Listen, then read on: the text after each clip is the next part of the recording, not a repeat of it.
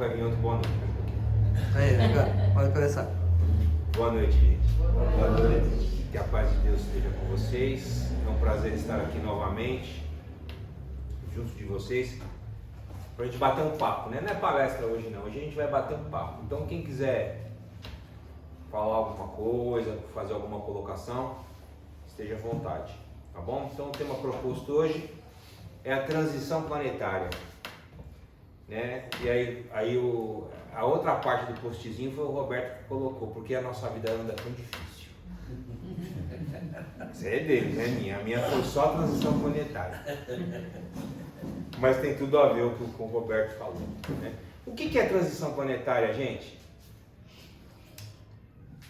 Transição planetária é a nossa mudança de patamar evolutivo. A nossa mudança energética. O que seria isso?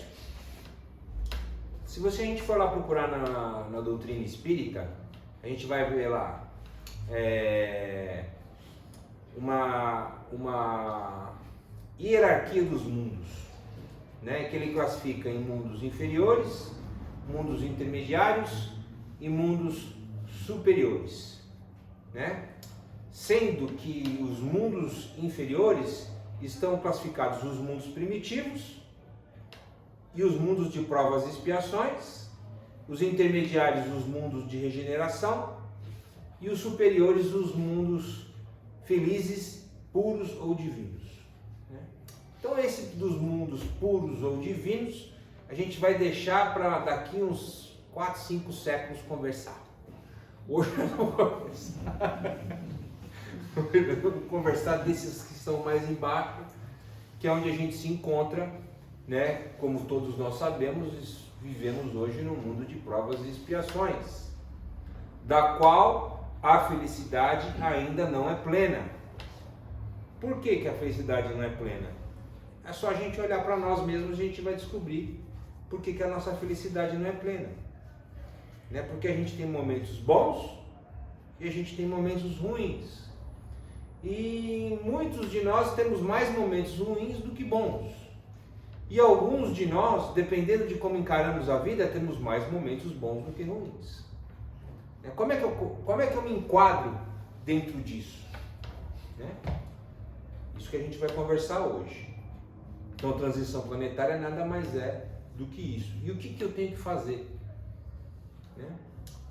Bom, agora o que eu vou falar são opiniões minhas, não tem literatura, tá? Não tem literatura nenhuma. Eu observando o Evangelho e observando muitos irmãos falando, eu cheguei à seguinte conclusão: a transição planetária do nosso estágio evolutivo de provas e expiações para uma próxima etapa, que é o mundo de regeneração, de paz, começou quando Jesus esteve aqui entre nós. Jesus deu uma olhadinha aqui antes de vir, falou assim: o negócio não está bom, estão degringolando, estão partindo para o caminho errado, estão achando que a vida é uma vida material, né? E a vida na realidade, nossa vida material, é só um instantezinho, passa rápido, não passa? É muito rápido. Então qual que é a nossa verdadeira vida?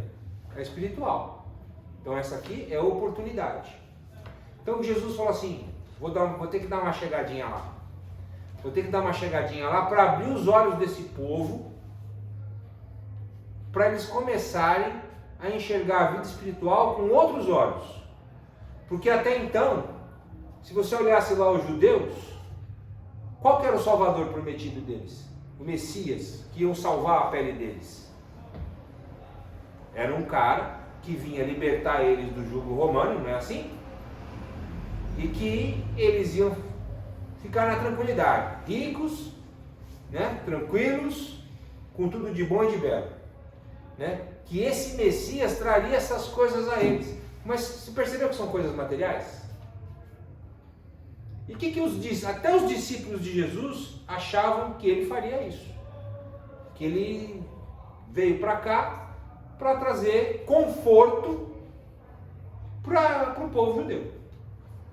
E na realidade, ele veio fazendo e falando coisas totalmente diferentes. Não é assim que aconteceu? Então, qual foi a primeira lei trazida por Jesus? A lei do amor. Então, a lei do amor é a lei que abre os nossos olhos para que a gente comece a sair desse estágio evolutivo que nós nos encontramos, que é um mundo de provas e expiações, para um mundo melhor. E por que o mundo de provas e expiações? Por que nós estamos inseridos dentro desse mundo de provas e expiações? Porque a gente errou muito.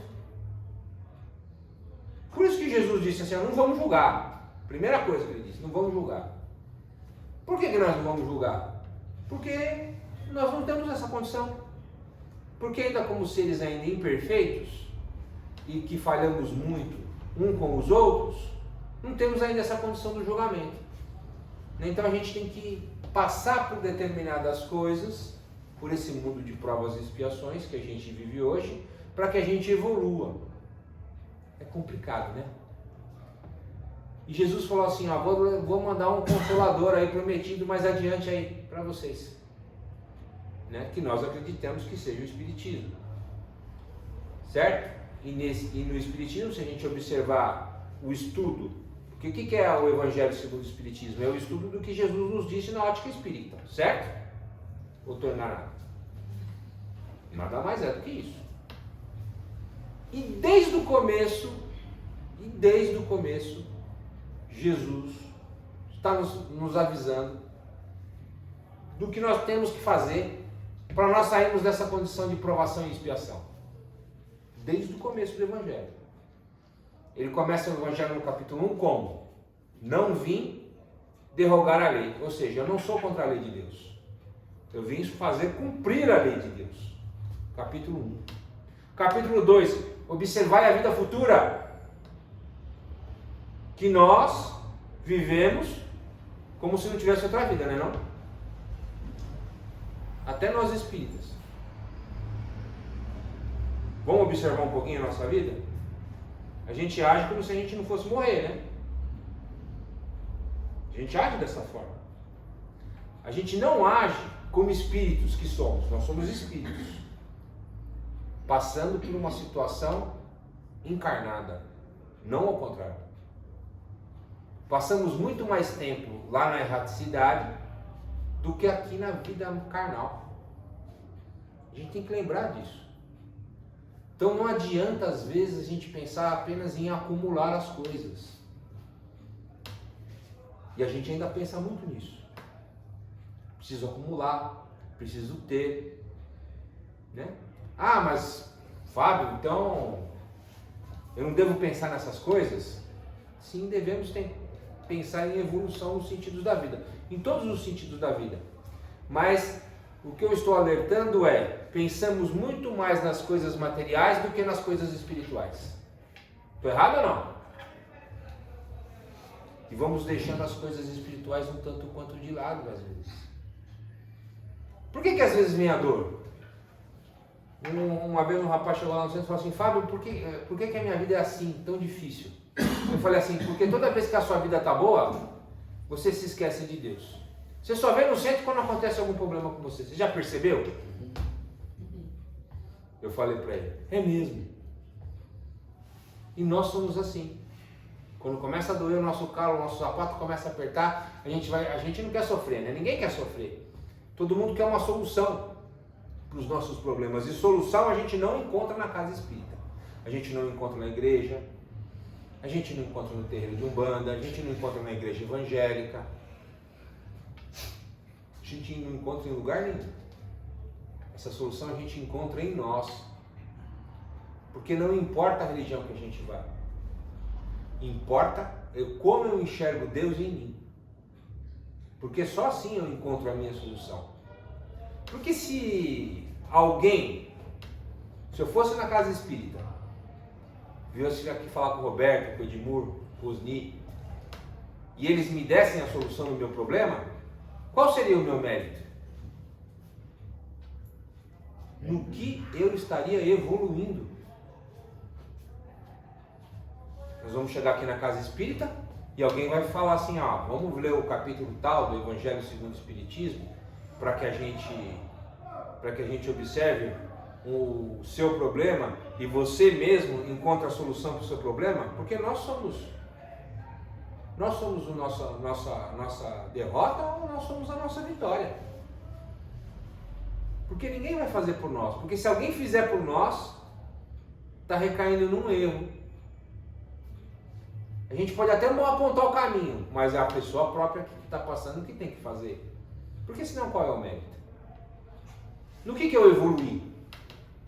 Bezerra de Menezes dizia, bendita é a dor a minha professora. Porque no atual estágio que nós vivemos, evolutivo que nós temos, se a gente não tem dor, a gente fica estacionadão, tranquilão, no conforto. Nós somos assim.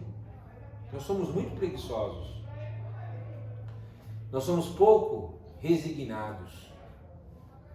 Né? E invariavelmente a gente procura alguém que resolva os nossos problemas. Invariavelmente. Percebe, não, isso aqui não é problema meu, até na nossa vida prática. Vamos olhar a nossa vida prática, não lá no escritório. Pô, mas isso aqui não era eu que tinha que fazer. Isso aqui tinha que ser fulano de tal. Isso aqui é fulano de tal, que tem que conversar com fulano de tal, eu não tenho nada a ver com isso. E nós vamos lá, se esquivando, parecendo aquele filme do Matrix, né? E a gente é assim. Então a gente tem que observar que hoje nós estamos num mundo de provas e expiações, porque é essa condição que vai nos elevar, e nós nos elevamos segundo o nosso esforço. Agora vamos prosseguir. Se a gente for olhar lá, eu gosto do capítulo 3 do Evangelho, que o capítulo 3 tira a nossa soberba, porque nós somos soberbos, né? O ser humano é soberbo. O ser humano acha que só existe um tipo de vida nesse plano, no universo, que é o nosso. Né? Que se não tiver água, nem oxigênio, e não tiver esse jeitão nosso aqui, não existe vida. Não é assim? Só que lá no capítulo 3 está lá, há muitas moradas na casa do meu Pai. Ou seja, vários mundos. E a gente achar que a gente está só aqui é muita soberba, não é? Será que em Marte não tem vida mesmo? Ou em Vênus não tem vida? Talvez não tenha vida do jeito que a gente não conhece. Que a vida seja de outra forma, de outro jeito. A gente não sabe. A gente é soberbo ainda. E é essa soberba que nos afasta ainda do mundo de regeneração e paz. Essa soberba de achar que a gente sabe tudo, que a gente é melhor em tudo e que nós somos cara. E não é assim. E não é assim. E quando a gente olha lá para o Sermão da Montanha, primeira bem-aventurança qual que é? Bem-aventurados os pobres de espírito, porque estes entrarão no reino de Deus. Pobres de espírito. Quando a gente ouve pobre de espírito, a gente tem que entender pobre de espírito como humilde. Correto ou não?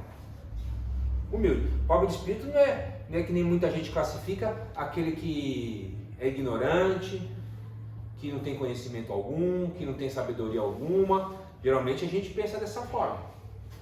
Né? Mas é ao contrário. Na visão do Cristo, o pobre de espírito é aquele rico em humildade. Certo? E no capítulo 2 e na segunda bem-aventurança, Jesus já dá uma cachuletada em todos nós. Bem-aventurados os mansos e os pacíficos, porque estes herdarão a terra. Tcharam! Jesus não está prometendo para a gente o céu mais, percebeu? Nós temos que alcançar a mansuetude para que possamos ter o direito de continuar reencarnando no orbe terreno. Porque ele já disse lá 2000 anos atrás isso aí. É a transição planetária. Vamos pensar. Quando a gente lê o capítulo 9, Bem-aventurados os mansos e pacíficos, que está lá no Evangelho, recomendo que vocês leiam, ou estudem, que é um capítulo belíssimo. Quando Jesus está falando de mansietude, Jesus não está falando daquele cordeirinho que abaixa a cabecinha e aceita tudo. Não é isso que Jesus está falando. Quando você lê o capítulo, você vai descobrir que mansietude, que é explicada por Jesus no Evangelho, é um conjunto de virtudes das quais a gente tem que alcançar para nós continuarmos tendo o direito de reencarnar na Terra. Então, mansietude tem a ver com humildade, mansietude tem a ver com afabilidade, com generosidade, com fraternidade, com todas as dádivas que tem no final, que nos elevam a mente e o espírito, é o que a gente tem de perseguir. Ou seja, a gente reencarna para buscar virtude. A gente reencarna para duas coisas só. Só para duas coisas. Para eu me redimir comigo e com Deus, e para eu adquirir virtude. Para mais nada. Como assim me redimir comigo e com Deus? Das besteiras que eu fiz. O que é prova e o que é expiação? Eu acho que eu já falei aqui. Vamos relembrar então, já que vocês esqueceram. O que é prova? Prova é tudo aquilo que eu aprendi lá na espiritualidade quando eu estava desencarnado. Levantei a mão, falei assim, olha, eu quero passar por isso aqui, porque eu passando por isso eu vou adiantar a minha evolução. Eu estou muito para trás. Então a prova geralmente é um pedido que eu faço para saber realmente se o que eu aprendi lá na vida espiritual, eu aprendi mesmo. Né? Só que Deus é ligeiro, a gente não lembra que a gente aprendeu lá. Para quê? Para não facilitar a nossa vida, para provar do nosso esforço. Por isso que a gente não lembra das coisas. A gente não lembra das coisas para a gente poder se redimir com o nosso próximo mais facilmente, porque já pensou? Te nasce um filho lá na tua família, você lembra que te traiu, te matou, te roubou? Né? Ia ser mais difícil de perdoar, né? E de aprender a amar. Né? E Deus é danado. Põe junto conosco na nossa família, nem sempre só os espíritos afins, nos põe os difíceis também, né? Ou em casa tudo fácil, ou na família tudo beleza, né? Tá lá no 23, no capítulo 23, não vim trazer a paz, vim trazer a espada, vim trazer o pai contra o filho, né? E assim por diante, a mãe contra a filha, o irmão contra o irmão e assim por diante. Então reencarna conosco aqueles que não são difíceis, para que a gente possa se afinizar, certo? Isso é se redimir conosco e com Deus, certo? E adquirir virtude. Adquirir virtude é o que eu estava falando. A gente adquire a virtude através da prova e da expiação na nossa atual condição. Poxa, eu vou passar por determinada dificuldade que isso vai me adiantar. Pedir. E o que é expiação? Expiação são coisas que a gente precisa passar. Aí já não é um pedido mesmo. Expiação é uma coisa que obrigatoriamente eu vou ter que passar. Quando hoje começou os Jogos Paralímpicos, vocês chegaram a ver na televisão? Magníficos são os Jogos Paralímpicos. São pessoas com deficiências físicas, mentais, né, que se reúnem e que vão praticar um esporte e buscar determinada socialização através do esporte. É magnífico. E o Brasil, ao contrário dos ditos normais, é potência paralímpica. Né? Ali está uma visão maravilhosa de pessoas que estão passando por um processo expiatório. Eu não tenho a visão, mas eu faço o melhor que eu posso e vou ser feliz. Hoje o rapazinho do Brasil, esqueci o nome dele agora, na natação, ele não tem os dois braços e ele não tem as duas pernas. Foi campeão paralímpico de natação. Ó, ondulando, parecendo aquele filme do Homem do Fundo do Mar, que ele ia assim, o cara. O rapaz. com um bom humor maravilhoso. Ele não tem os braços, não tem as pernas e sai da piscina rindo, dando uma demonstração de sorriso e de amor. E nós, chegando na segunda-feira, nós estamos tudo assim. Só porque é segunda. Tem que trabalhar, vou ter que aguentar o meu chefe. E a gente tem pressa, não é assim? Puxa vida, tomara que chegue a sexta-feira logo. Não é? Para sábado eu poder fazer o meu churrasquinho, encontrar meus amigos e tomar minha cervejinha, não é assim que a gente faz? E a gente tem pressa da vida. A gente tem pressa para ter um momento de lazer.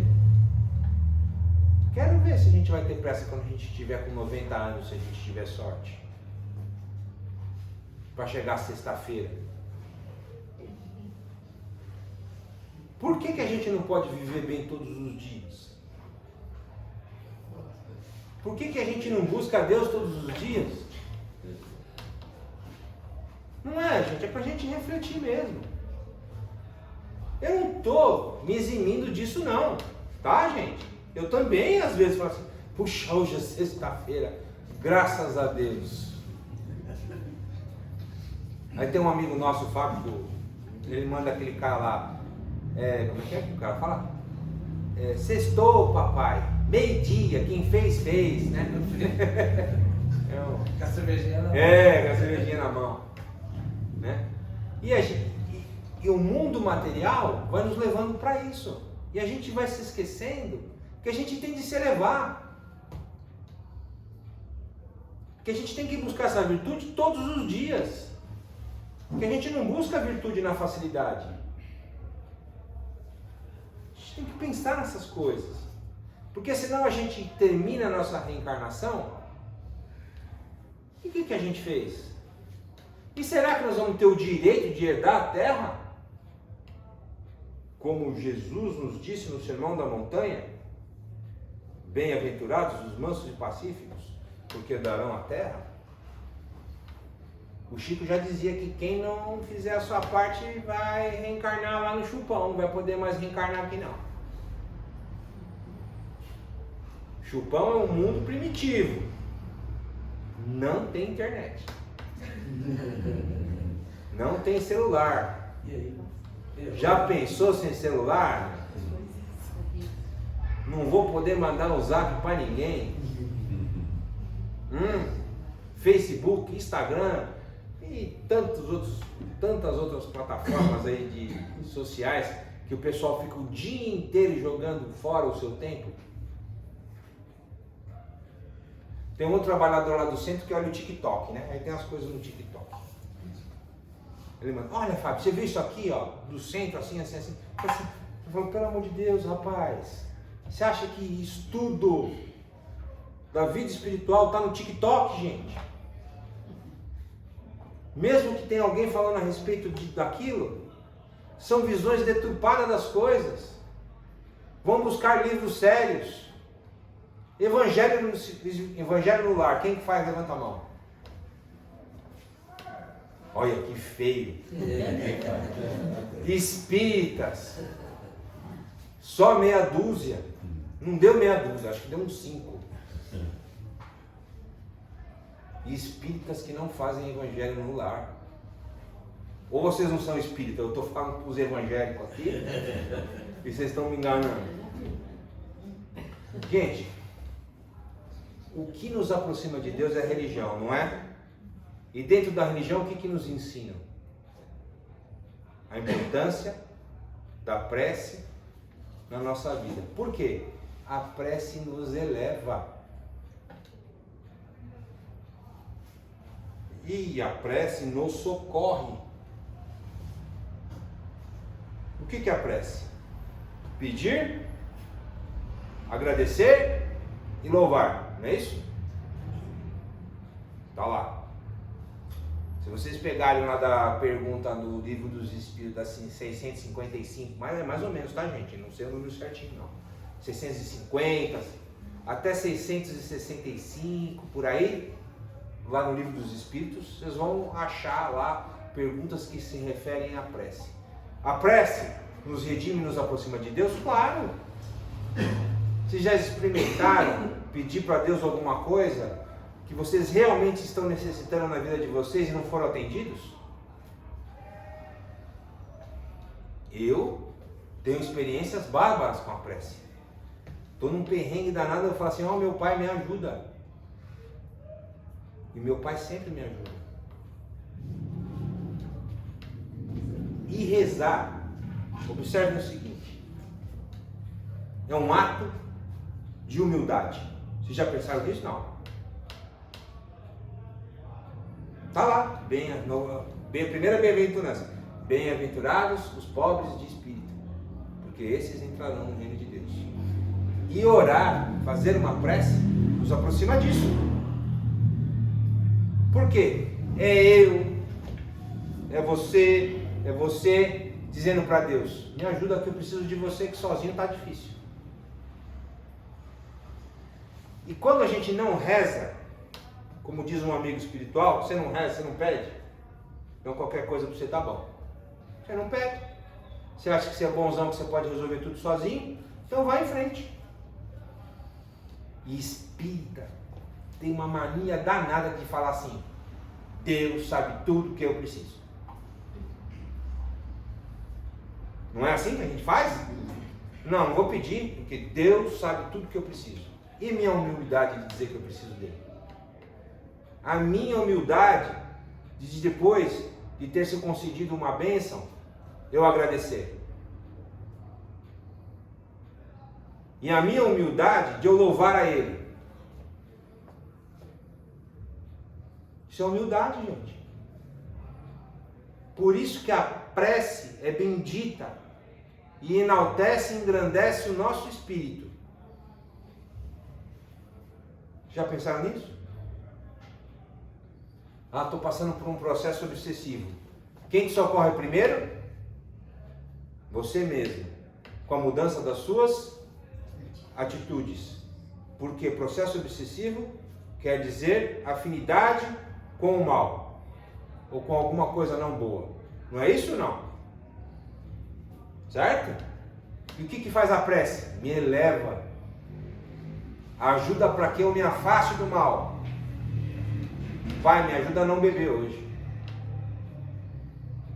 Pai, abre a minha mente para que eu não pense tanta besteira.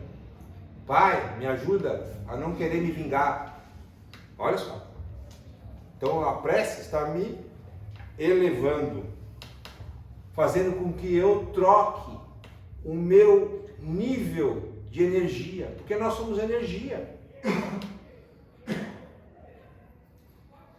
E já pensou se não fosse a prece antes de dormir, gente? Ou vocês acham que vocês dormem e acabou?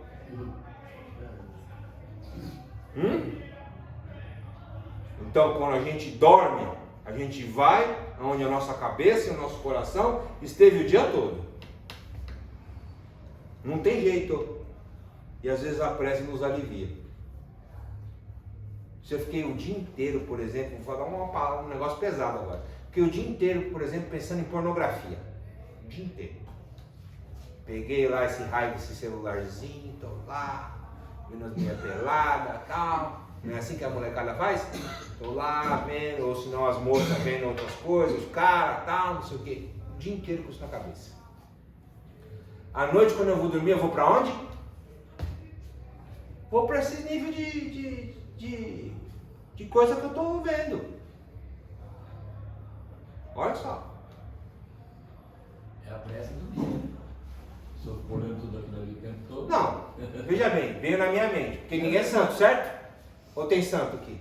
Não, aqui tem. Ninguém é santo. Veio na minha mente. Pô, vou dar uma olhadinha numa mulher pelada. Sim. O que mandou. Aí veio isso na minha mente. Aí eu falo, não, pai do céu, tirei isso da minha cabeça. Isso aqui não vai fazer bem pra mim. E ó, Pronto. guardei. É a prece. É a prece. Escapou daquela influência, né? A prece, gente, não é uma hora falando com Deus, não. Nós podemos fazer várias pequenas preces durante o dia. Às vezes, 2 frases, 1 frase. Você não precisa vir no centro para fazer prece, você não precisa ir na igreja para fazer prece. Você não precisa falar em voz alta para fazer prece. Não é? A prece você faz no silêncio do seu quarto, para te afastar do mal. Ah, eu estou com vontade, eu tenho um problema de bebida, por exemplo. Estou com vontade de beber. Pai, dá-me força para que eu não vá até o bar, porque se eu for, eu vou beber. Aí todo bêbado fala assim, eu vou no bar para tomar uma só. Todo bêbado fala isso. Aí chega no bar, ele toma 18 saideiras. Ele tomou uma só, mas ele tomou 18 saideiras. Não é assim que acontece? Não consegue sair do bar. Né? Isso é ficar longe da prece, é ficar longe de Deus. A prece é que me liga a Deus. Sem a prece, eu não consigo resistir ao mal. O que está escrito lá no Pai Nosso? O que dizemos lá no Pai Nosso, lá no finalzinho? Não nos deixeis cair em tentação.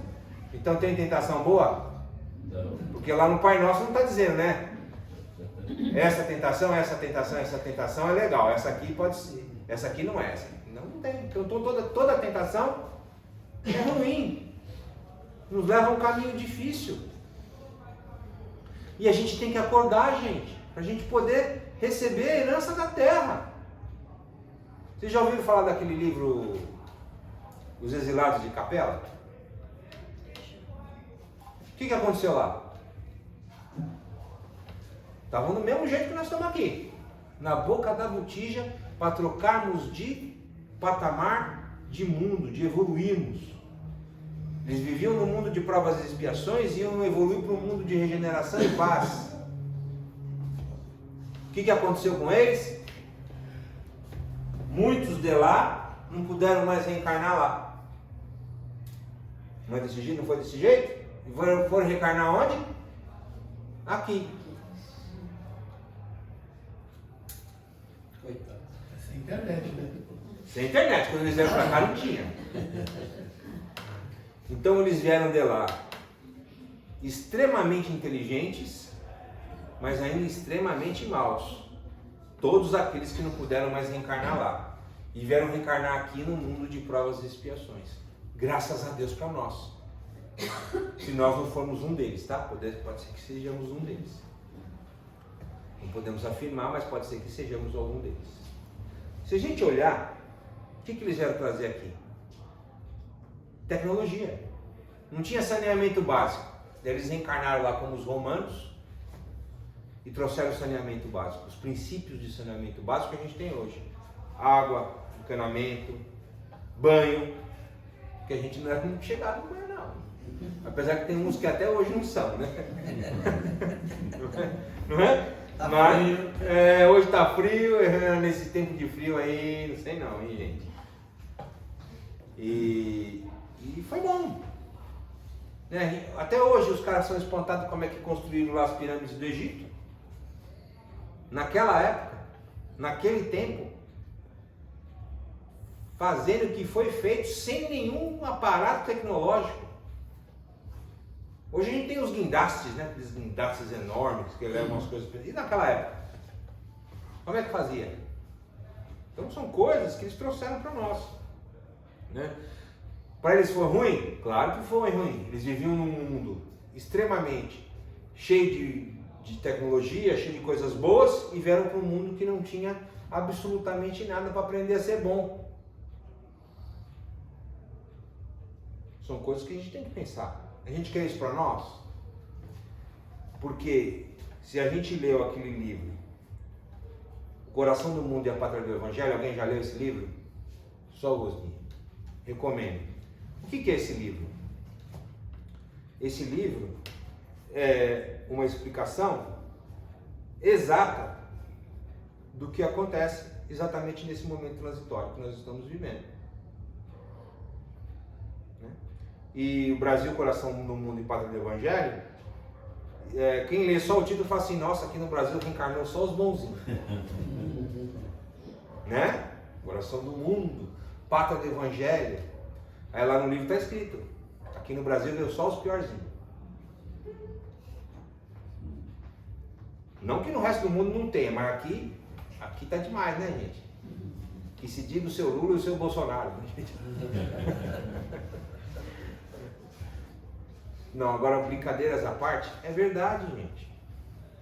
Né? A gente passa por situações para que a gente aprenda a ser humilde e resignado, para que a gente possa ter o direito de herdar a terra, mais nada. Vocês já pensaram o que é resignação? Quem que me fala o que é resignação? Para vocês participarem comigo um pouquinho. Ninguém. Ninguém é resignado. Ninguém aqui é resignado, né? Vocês vão sabe tudo, o que é? Como é que é? vocês vão tudo pro chupão.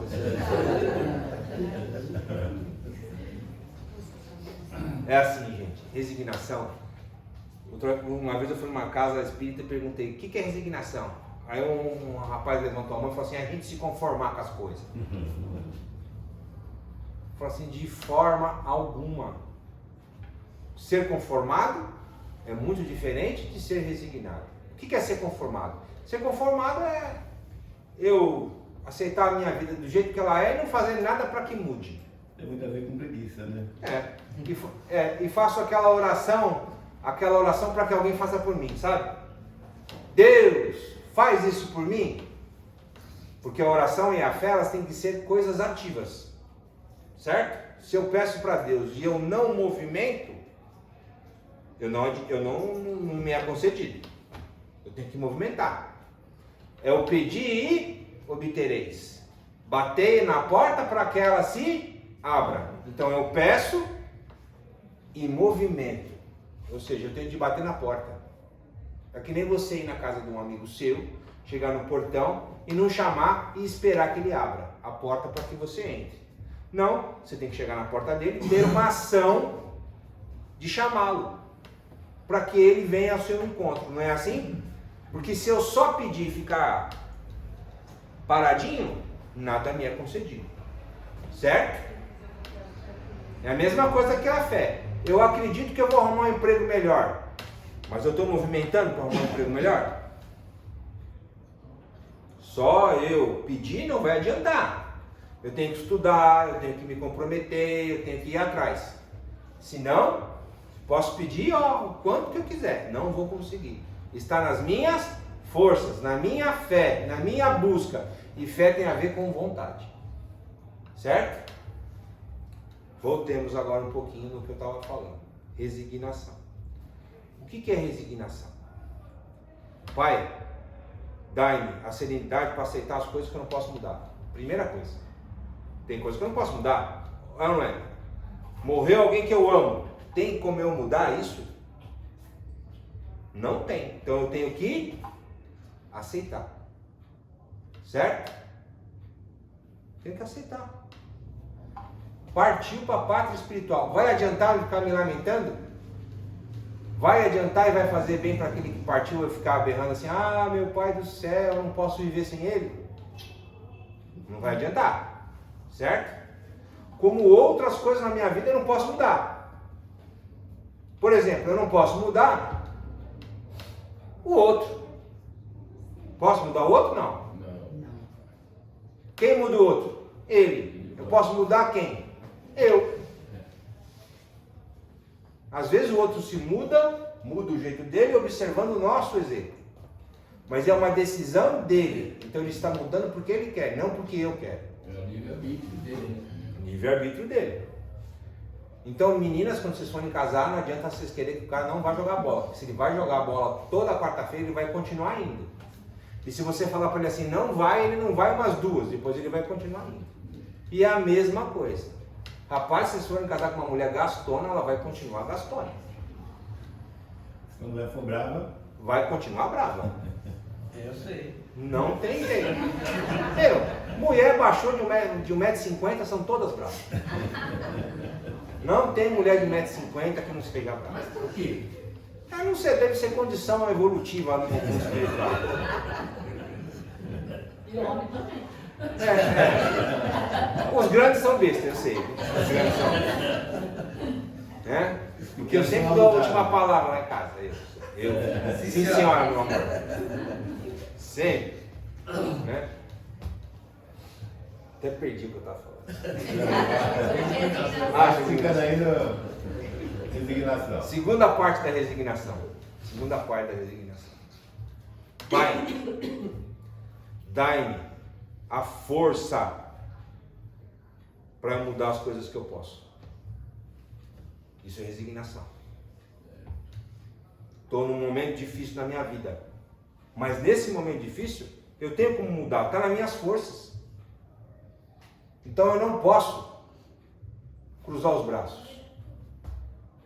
Se eu cruzar os braços, eu sou conivente com o mal. E eu me distancio de Deus. E toda vez que eu me distancio de Deus, se eu tenho um probleminha, ele vai virar um problemão. É assim que é. Ah, não estou feliz em casa. Muda o seu jeito. Eu não estou feliz no meu serviço. Vai estudar, arruma outro emprego. Vai fazer outra coisa. Não tenha medo de mudar. Porque se você fizer sempre a mesma coisa na sua vida, você vai ter sempre o mesmo resultado. Não tem como. Não vai mudar nunca. Se você somar 1 e 1, você vai ter 2. Não tem jeito. Então não adianta reclamar. Porque de reclamar a gente já reclama demais. Que minha vida está assim, que isso está assado, que isso está aquilo outro, que aquilo não sei o quê, que aquilo não sei o que lá, que eu estou doente. E defeito só tem os outros, né? A gente não tem, né? Só fumando, estamos bem de vez. E vou falar, a maioria das nossas doenças são provocadas por nós mesmos, pelo nosso jeito de encarar e enxergar a vida. Pelo nosso pessimismo, pelo nosso rancor, pela nossa falta de perdão, pelo nosso ressentimento. Ressentimento, então, para deixar doente, é uma bênção. Quer ficar doente? Seja ressentido. Sabe o que significa ressentimento? Sentir de novo. Então, toda vez que eu lembro que alguma ofensa que me foi feita, eu sinto essa ofensa de novo, e essa ofensa vai adoecendo o meu perispírito, que vai refletir no meu corpo físico. E eu não vou conseguir me livrar dessa doença enquanto eu não extirpar o ressentimento de mim. Poético. Poético. Poético não, é duro. Sabe por quê que eu falo que é duro? Porque assim, às vezes a gente tem uma doença física e a gente acha que é castigo de Deus. Ó, Deus está me castigando. Pô, eu estou com câncer, por exemplo. E a gente acha que é um castigo de Deus. Mas o câncer, na minha vida, se eu enxergar de uma forma diferente, ele pode ser a libertação do meu espírito. Se eu enxergar que aquele câncer se instalou em mim por conta de um sentimento que eu tenho doente, e eu me livrar desse sentimento, eu me curo. Mas sabe o que acontece invariavelmente com os cânceres? A pessoa tem câncer, descobre, faz uma cirurgia, quimioterapia, radioterapia, fica um tempo boa. Não é assim? Me livrei do câncer. Daí dá 4, 5 anos, o que acontece? Por que volta, gente? Porque ela curou o corpo naquele determinado momento com os remédios, mas não curou o sentimento doente. O sentimento continuou doente. A origem da doença. Então não adianta, por exemplo, toda hora estou gripado, garganta ruim. Observe, a sua imunidade é baixa, cai quando você está triste. Você está triste? Sua imunidade baixa. Sua imunidade baixa, você gripa. Não, é lógico que você pode pegar uma gripe porque você teve contato com alguém que estava com gripe. Mas você concorda comigo, se você tiver com a sua imunidade alta, uma pessoa com gripe, você não vai pegar gripe? Vai ficar gripado um dia. É assim, eu peguei Covid e quase morri. Eu peguei Covid e quase morri. oxigênio no nariz. Tal. A minha mulher pegou Covid junto comigo, ela teve um dia de dor de cabeça. Teve um dia de dor de cabeça. No outro dia ela estava boa cuidando de mim, com Covid. No outro dia. Né? Então, o que acontece? Como que é a minha mulher? A minha mulher, quem conhece ela, é uma pessoa feliz. É uma pessoa alegre. Uma pessoa de paz com o mundo. Extremamente caridosa. Muito mais do que eu. Muito mais. Lutadora para os outros. Lutadora. Então ela tem a imunidade alta. Porque os felizes têm a imunidade alta. Então procuremos a felicidade. Ah, mas a minha vida está difícil. Mas nada que você não possa sorrir. Não é assim? Se eu sorrio para alguém, geralmente alguém me sorri de volta. Se ele não me sorrir de volta, pelo menos uma pancada ele não vai me dar. Não é assim? Mas nós somos, nós aprendemos uma coisa lá atrás, lá com Moisés, que é assim, olho por olho, dente por dente. A gente aprendeu isso lá com Moisés, porque era nós lá, viu gente? Lá atrás era a gente. Só mudamos o nosso jeitinho, mas era a gente. A gente aprendeu isso lá atrás e a gente faz isso até hoje. É cultural nosso. Se alguém é mal educado comigo, eu rapidamente sou mal educado com a pessoa. Se alguém me trata mal, eu vou tratar ele mal. Se alguém começa a reclamar, eu também começo a reclamar. E assim a gente vai nos negativando por inércia. Não é assim que a gente faz? Porque a gente quer sempre dar a mesma moeda. Não é? E eu estou falando da mesma moeda nas pequenas coisas. E a mesma moeda nas grandes coisas. Vou matar. Vou estrangular. Vou trair. Ele fez isso para mim. Quando a gente faz isso, a gente está fugindo do ensinamento do Cristo de dar a outra face. Quando Jesus nos diz para dar a outra face, ele não está dizendo que a gente tem que tomar um tapa e ficar quieto. Jesus tem que estar dizendo para nós que a gente não pode pagar o mal com o mal. Só isso. Porque se eu for pagar o mal com o mal, eu fortaleço o mal. E como que eu quebro o mal? Com o bem. Então se alguém me quer mal, eu dou outra face querendo bem a ele. Desejando a ele paz, felicidade, tranquilidade e bênção. Porque se eu fizer isso, eu quebrei o mal. Agora, se ele me quer mal e eu quero mal a ele, eu fortaleci o mal e o mal permanece. Permanece em nós. É assim que é. Não tem outro jeito. É causa e efeito. Não tem outro jeito. É assim que é a nossa vida. Então, essa busca incessante da virtude é que vai nos dar o direito. Ah, não acabei da resignação. Não acabou a resignação. Último da resignação. Então eu falei, Pai, dai-me a harmonia para que eu aceite as coisas que eu não posso mudar, dai-me força para mudar as que eu posso, e por último, dai-me a sabedoria necessária para que eu distinguir o que eu posso e o que eu não posso mudar. E para isso nós precisamos de sabedoria. Sabedoria não tem nada a ver com cultura, tá, gente? Existem homens muito cultos com muita pouca sabedoria e existem homens sem cultura alguma que são muito sábios. Você já foi num terreiro e sentaram para falar com o preto velho? Quem foi sabe o que é sabedoria conversando com um preto velho, que às vezes são homens muito simples. E eu estou falando da vida espiritual, que às vezes se apresentam de uma forma simples, mas não o são, são muito cultos. Mas observe a nossa vida aqui na Terra, quantos homens simples, muito simples, têm coisas abençoadas e grandiosas para ensinar para a gente a respeito da vida. É assim que é. Eu tinha um vô que mal sabia ler, mal sabia escrever, mas era o pai da concórdia e da paz. Né? Então ele tinha essa sabedoria da paz e da concórdia no coração dele. E isso é um bem preciosíssimo. Sabe por que eu digo isso?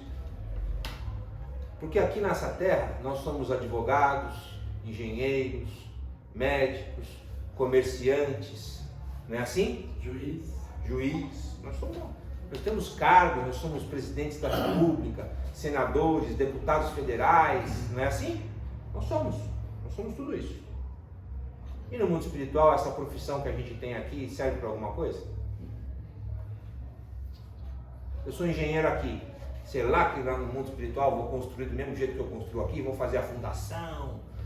Será? Sou advogado aqui, será que a lei dos homens aqui do Brasil vai servir para as leis de Deus lá no mundo espiritual?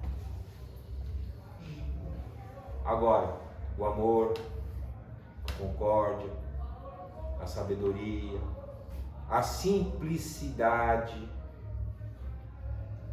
a gente leva para onde a gente for. É o que a gente leva. O caixão não tem gaveta, não é assim? Vai ficar tudo aí, para os parentes brigar, quando a gente for embora. Se a gente deixar alguma coisa, né?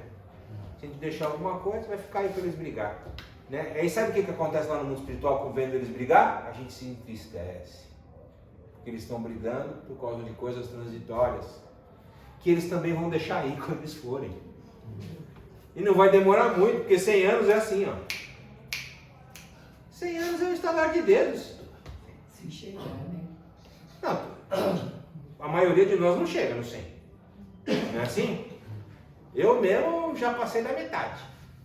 Já estou com quase 60, então não tenho mais muitos anos pela frente.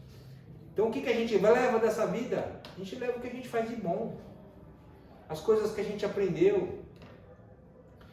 Para a gente ter o direito de reencarnar aqui. E quando a gente reencarnar aqui vai ser um mundo melhor. É um mundo que ainda vai precisar de reencarnação. Tá? Porque nos mundos felizes e nos mundos ditosos, puros, não existe mais reencarnação. Não reencarna mais. Nesses mundos, não precisa de matéria, não tem mais doença, não tem mais maldade. Entendeu? Então no mundo de regeneração em paz, a gente ainda reencarna. Mas a gente não vai ver ainda tanta ganância por poder, tanta ganância por dinheiro, tanto homem querendo passar em cima do outro homem por causa dessas coisas, tanta luxúria, tanta droga, tantas coisas ruins e tantas violências que a gente observa todos os dias na nossa vida. Aí você está entrando naquela parte que eu coloquei, porque parece que a vida está tão difícil. Isso. Não é o caminho estreito que está se estreitando ainda mais nessa reta final? E você percebeu que se você abrir o Evangelho, tudo fala sobre essa busca. A porta estreita e a porta larga. Está lá no Evangelho. E a gente insiste na porta larga. A gente insiste na porta larga. E a porta larga não é o caminho de Deus. Não no atual estágio que a gente vive hoje. Não no nosso atual estágio evolutivo e de energia.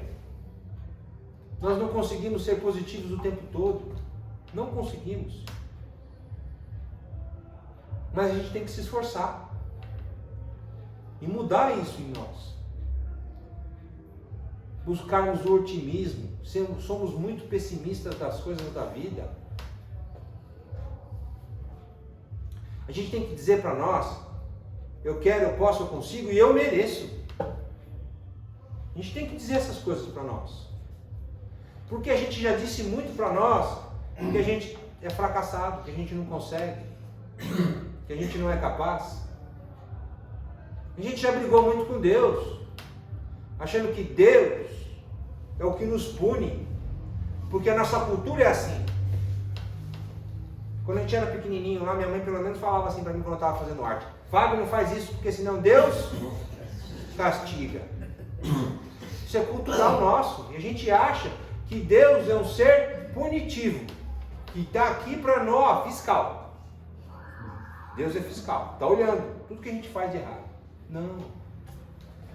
que Jesus veio e disse a respeito de Deus?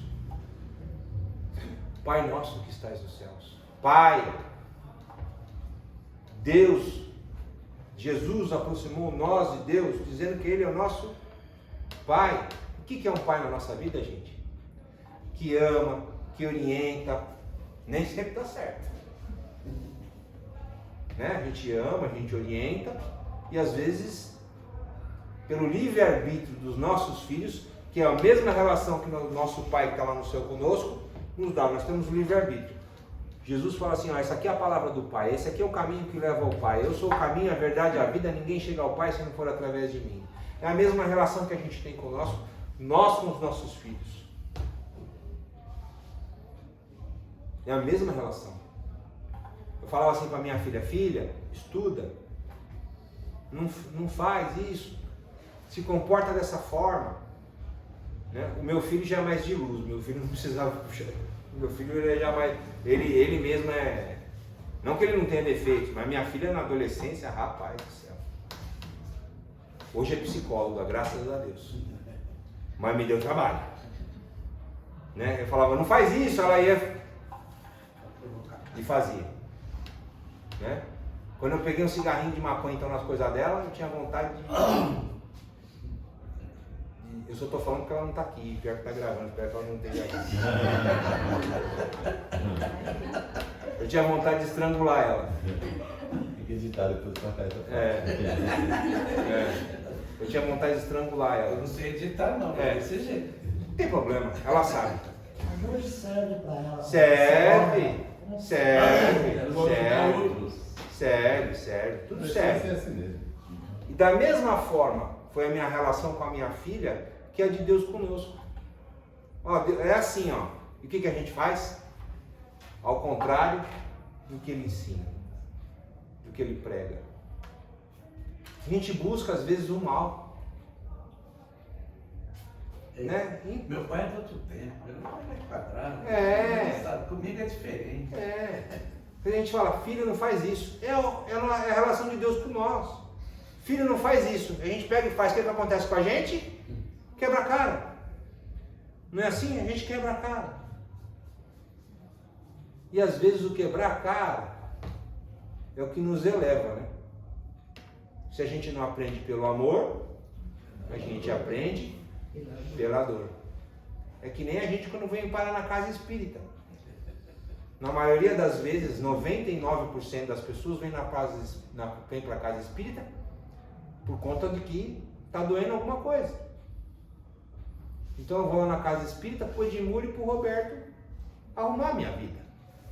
Só que hoje vocês já aprenderam que vocês vão arrumar a vida de vocês. Que vocês são capazes, que vocês são suficientes, que vocês são fortes. E Jesus nos ensinou, vós sois deuses, tudo que eu faço, vocês o farão e muito mais. Então, ele diz que nós temos todas as capacidades necessárias. Nós não somos fracassados. Nós somos seres criados por Deus. Ou seja, somos partículas, criaturas de Deus. Então, somos forças divinas. Nós somos forças divinas. Tá bom, gente? Se serviu um pouquinho para vocês, eu fico muito feliz. Se não serviu também, vocês podem brigar comigo. Tá bom? Não tem problema nenhum. Alguma pergunta? Não? A gente não pode fazer igual, né? Você falou esses exemplos aí, né? Não praticando. Sim. Sabe qual que é o do orador espírita? Às vezes eu venho aqui e faço palestra, né? Eu sou um cara nervoso no trânsito, sou um cara nervoso no trânsito. Eu pareço aquele desenho do Pateta, sabe? Que o Pateta entra no carro assim, e se transforma. E eu me policio muito. Eu falei assim, poxa, eu não posso xingar, porque já pensou se alguém vê eu xingando aqui na rua? Que exemplo que eu vou estar dando? Então, eu fazer palestra serve para eu me policiar dos meus defeitos. E é verdade. É verdade, gente. Então, eu não sou bom. Você já conhece aquela historinha do Gandhi e do menino que comia doce? Não conhece? Não. Uma fila enorme para falar com o Gandhi. Aquela fila. Aí chegou a vez de uma mulher com seu filho, chegou pro Gandhi e falou assim, ó, depois de muito tempo na fila, hein? Falou, Gandhi, faz alguma coisa, fala pro meu filho que ele não pode comer açúcar, que ele tá muito gordo. Ele vira para a mulher e fala assim, volta daqui um mês. Por que volta daqui um mês? Volta daqui um mês. A mulher não entendeu nada. Depois de um mês ela voltou, pegou aquela fila de novo, enorme. Quando chegou no Gandhi, o Gandhi virou para o menino e falou assim, não coma açúcar, que te faz mal. A mulher falou assim, mas tudo isso, um mês, para você falar para mim, para ele não comer açúcar, eu só falo isso para ele todo dia. Ele vira para ela e fala assim, o mês passado eu não podia dizer para ele não comer açúcar, porque eu comia.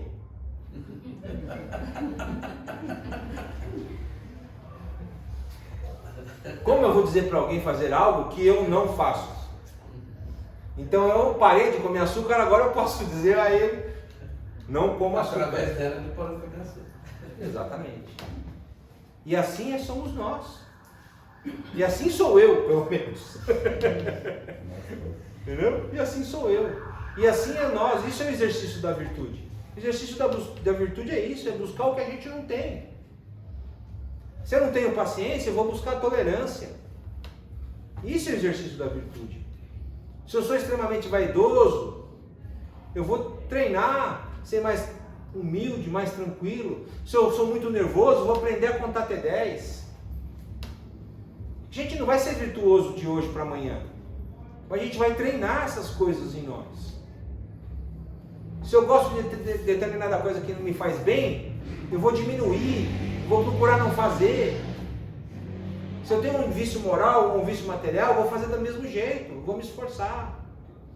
Vou buscar mudar. Isso é buscar a virtude. Isso é a mansietude que Deus nos disse que temos que buscar para a gente poder dar a terra. É buscar a virtude. E quando eu busco virtude, eu perdoo o meu próximo com mais facilidade. Eu peço a Deus que seja mais próspero em mim mesmo. Eu busco fazer a caridade, porque a caridade é o verdadeiro amor em ação. É o verdadeiro amor em ação. Eu falo para os médios lá, trabalhadores da minha casa, vocês acham que vocês estão fazendo caridade e vir aqui receber espírito? Quem faz caridade? Quem? É os espíritos, filho. Vocês, é a ínfima, mínima parte. Qual que é a parte de vocês? A verdadeira caridade. Gente, precisa fazer a comida para entregar na segunda-feira para os que não estão com fome. Isso é caridade. Precisa montar o bazar beneficente e ficar olhando o dia inteiro lá para vender as roupinhas. Ou vamos fazer uma festa para angariar fundo. Eu vou lá trabalhar. Isso é caridade. Tem um doente, eu ir lá visitar. Isso é caridade. Isso é caridade. A caridade é dar de si. Não é dar dinheiro. Dar dinheiro, quando a gente tem, é obrigação. Porque ninguém dá do que não é do nosso supérfluo. E a gente só dá do que é do nosso supérfluo. E dar do nosso supérfluo é obrigação enquanto irmão. Eu tenho sobrando. Porque se eu não tiver sobrando, eu não dou. Não é assim? Ô Edmur, me dá R$1.000 aí que eu preciso... Vou fazer uma festa. Se o Edmur tem, tenho certeza absoluta. Tá aqui, Fábio. R$1.000. Qual que foi a caridade dele? Ele fez a obrigação dele enquanto cristão. Agora se eu falar assim, Edmur, vai ter a festa, eu vou lá trabalhar, hein? Vou tirar, vou arregaçar minhas mangas, vou lá trabalhar, vou lá limpar a mesa, vou lá limpar o banheiro, vou lá trabalhar na cozinha, vou lá, sei lá. Tá dando dele, o tempo dele, deem de si. Quando a gente dá de si, a gente sabe o que é amar de verdade. E caridade é um ensinamento maior que a gente tem de perseguir para saber o que é amor. E caridade começa dentro de casa. Certo, gente? Dentro de casa começa a caridade. A gente tem que ser caridoso primeiro dentro da nossa casa. Senão, a gente já começou errado. Certo? Beijo no coração de vocês. Muita paz, muita luz. Até uma próxima oportunidade. Obrigado.